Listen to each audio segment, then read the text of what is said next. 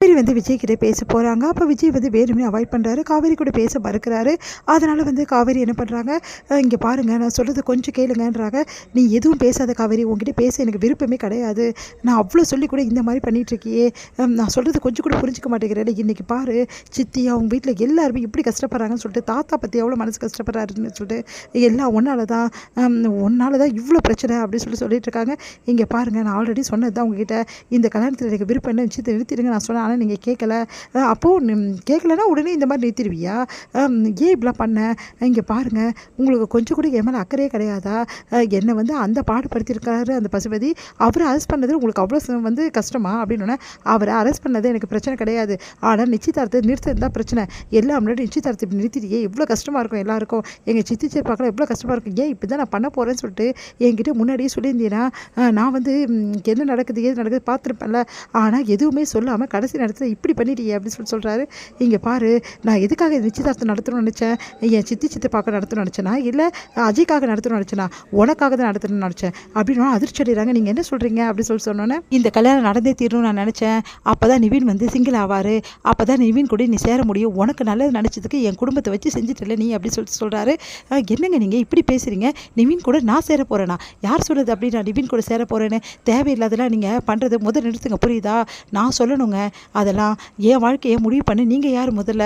இந்த குடும்பத்தில் நான் முடிவு எடுக்கக்கூடாது. நீ யார் இதெல்லாம் செய்கிறதுக்கு அப்படின்னு சொல்லிட்டு எல்லாரும் கேட்குறீங்கல்ல. இப்போ என் வாழ்க்கையை மட்டும் நீங்கள் டிசைட் பண்ணுறீங்க. நான் எப்படியாவது போயிட்டு போகிறேன், அதுக்காக இப்படியா பண்ணுவீங்க நீங்கள்?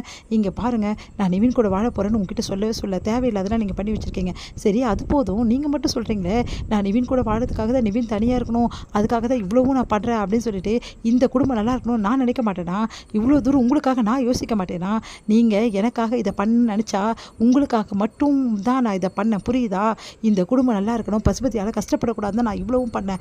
ஆனால் அதை புரிஞ்சிக்காம நீங்கள் ஒரு பக்கம் பேசுகிறீங்க, தாத்தா ஒரு பக்கம் கோச்சிக்கிறாரு. இந்த வீட்டில் உள்ளவங்க யாருமே என்னை புரிஞ்சிக்கல. சரி யாருமே புரிஞ்சிக்கலான்னு பரவாயில்ல, அட்லீஸ்ட் நீங்களாவது புரிஞ்சுப்பீங்கன்னு நீங்களும் ரொம்ப ஓவராக பண்ணுறீங்க அப்படின்றாங்க. இங்கே பாரு காவேரி, நீ என்ன சொன்னாலும் சரி, நீ செஞ்ச தப்பு தான். சரிங்க நான் செஞ்ச தப்பாகவே இருந்துட்டு போட்டோம். ஆனால் என்னை பொறுத்திருக்கு நான் நல்லது தான் இந்த வீட்டுக்கு செஞ்சுருக்கேன். நீங்கள் இதுக்கு எந்த தண்டனை கொடுத்தாலும் பரவாயில்லன்னு சொல்லிட்டேன்ல. அந்த தண்டனை என்னென்னா, என் கூட இனிமேல் பேசாத, புரியுதா? உன்னை பார்க்கவே எனக்கு புரியல.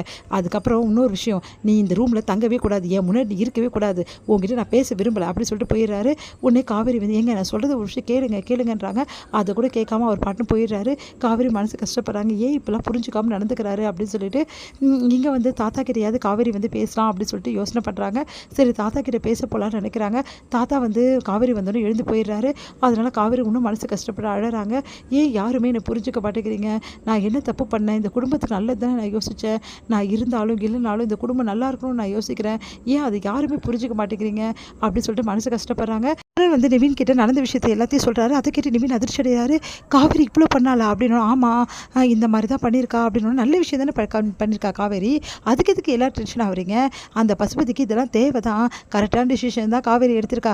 இதை நீ சொல்கிற, ஆனால் யாரும் ஒத்துக்க மாட்டேங்கிற. ஏன் அவங்க புருஷன் விஜய் அவன் மேலே கோவமாக இருக்காரு. ஏன்னா விஜய் கோவப்படுறாரா அப்படின்னோடனே, ஆமாம் அவரும் கோவமாக இருக்காரு. அவங்க வீட்டில் உள்ளவங்களாம் காவேரி கிட்ட கோவமாக இருக்காங்க. இதனால் வீட்டில் நிறைய பிரச்சனைங்க. என்ன பண்ணுறதுன்னு தெரியல. காவேரி இதெல்லாம் எப்படி சமாளிக்க போகிறாருன்னு தெரியல அப்படின்னு சொல்லிட்டு மனசு கஷ்டப்படுறாரு. பாருண்ணே நீ கவலையே படாத, காவேரி எந்த பிரச்சனையாக இருந்தாலும் சமாளிப்பா அப்படின்னு சொல்லிட்டு சொல்கிறாரு நிவின். இதன் முடியுது.